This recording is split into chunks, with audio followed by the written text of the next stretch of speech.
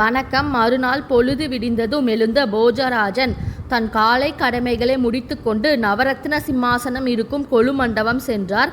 சிம்மாசனத்தில் அமர்ந்து விடுவோம் என்ற எதிர்பார்ப்புடன் படிகளில் ஏறினார். 28வது படியில் இருந்த மனுநீதி வள்ளி பதுமை அவரை தடுத்து நிறுத்தியது. விக்ரமாதித்யரது செய்நன்றி மறவாத குண இயல்பை பற்றிய கதையை கூறத் தொடங்கியது. தனது காடு 6 மாத வாழ்க்கையின் போது இமயமலை சாரலுக்கு சென்றார் விக்ரமாதித்யர். அங்கே பிராமணன் ஒருவருடைய நட்பு கிடைத்தது. அவர் விக்ரமாதித்யருக்கு உணவும் தங்குவதற்கு இடமும் கொடுத்து உபசரித்தார். அந்த பிராமணன் ஒரு காலத்தில் உஜ்ஜயினி மகாகாலிபுரத்தில் வாழ்ந்தவர். அவருக்கு நீண்ட நாட்களாக மகப்பேறு இல்லாமல் இருந்தது.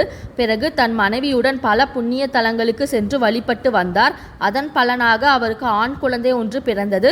அக்குழந்தைக்கு சாமிநாதன் என்று பெயரிட்டு சகல கலைகளையும் கற்பித்தார். பிறகு தவம் செய்வதற்காக அவர் இமயமலைக்கு சென்று விட்டார். விக்ரமாதித்யர் காடு 6 மாதம் முடிந்து இமயமலையிலிருந்து நாடு திரும்பினார். திரும்பியதும் காடு 6 மாத வாழ்க்கையின் போது ஒரு பிராமணன் அவருக்கு வேலைக்கு உணவளித்து ஆதரவு கொடுத்ததை எண்ணிய விக்ரமாதித்யர் அந்த பிராமணனுக்கு உதவி ஏதாவது செய்ய வேண்டும் என்று எண்ணினார். அதனால் அந்த பிராமணனுடைய மகனை அரசவைக்கு அழைத்து வந்து நிறைய அளவில் பொருட்களை கொடுத்து அனுப்பி வைத்தார். இமயமலைக்கு தவம் செய்ய சென்றிருந்த பிராமணன் தன் மகன் சாமிநாதனை காண வந்தார். அப்போது விக்ரமாதித்யர் தன் மகனுக்கு அரசவையில் வைத்து நிறைய பரிசுகள் கொடுத்ததை கேள்விப்பட்டு அவருக்கு நன்றி கூற உஜ்ஜயினி மகாகாலிபுரம் வந்தார். அவர் வந்திருப்பதை அறிந்த விக்ரமாதித்யர் தானே அவர் தங்கியிருந்த வீட்டுக்கு சென்று அவரை கண்டு பேசி மகிழ்ந்தார். அதன் பின் பிராமணர் அடிக்கடி அரண்மனைக்கு வந்து விக்ரமாதித்யரை பார்த்துவிட்டு போவார். அப்பொழுது தன் மகனுக்கு செய்து வரும் உதவிகளை போற்றுவதோடு நன்றி கூறுவார். விக்ரமாதித்யரும் பிராமணரும் அடிக்கடி சந்தித்து வந்ததால் இருவரும் மிகவும் நெருங்கிய நண்பர்கள் ஆனார்கள். அந்த பிராமணர் ஒரு நாள் விக்ரமாதித்யன் தன்னிடம் கொண்டிருந்த நட்பு எத்தகையது என்று சோதிக்க விரும்பினார். அதற்காக விக்ரமாதித்யனின் 5 வயது குழந்தையை தூக்கி கொண்டு போய் தன் மகன் சாமிநாதன் வீட்டில் ஒளித்து வைத்து விட்டார். அரசகுமாரனை காணாததால் அரண்மனையே அல்லோலப்பட்டது. நாடு நகரம் எங்கும் இதே பேச்சுதான்.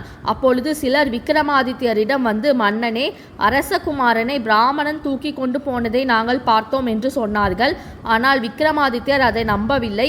தீர விசாரிக்காது எதையும் நம்பக்கூடாது என்று சொன்னார். தூக்கி சென்றதை பார்த்ததாக பலர் கூறினர். விக்ரமாதித்யர் அதை நம்பவில்லை. இருந்தாலும் அவரை வரவழைத்து விசாரித்தார். பிராமணரே, என் குழந்தையை காணவில்லை.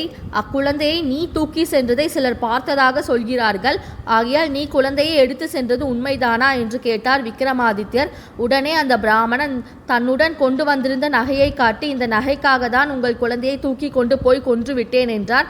அவர் இப்படி கூறிய பின்னரும் விக்ரமாதித்யர் நிதானத்தை இழக்கவில்லை. அவரிடம், உனக்கு பொருள் வேண்டும் என்று என்னிடம் கேட்டிருந்தால் வேண்டியதை தந்திருப்பேனே. பொருளுக்கு ஆசைப்பட்டு ஒன்றும் அறியா குழந்தையை கொலை செய்த குற்றத்துக்கு நியாயமாக உனக்கு மரண தண்டனை அளிக்க வேண்டும். ஆனால் நீ எனக்கு இமயமலையில் சில காலம் உணவும் இடமும் தந்ததற்காக என்னுடைய நன்றியை காட்டும் பொருட்டு உனக்கு மரண தண்டனை அளிக்கவில்லை. ஆனால் இந்த நாட்டில் இனி நீ இருக்கக்கூடாது என்று உத்தரவிட்டார்.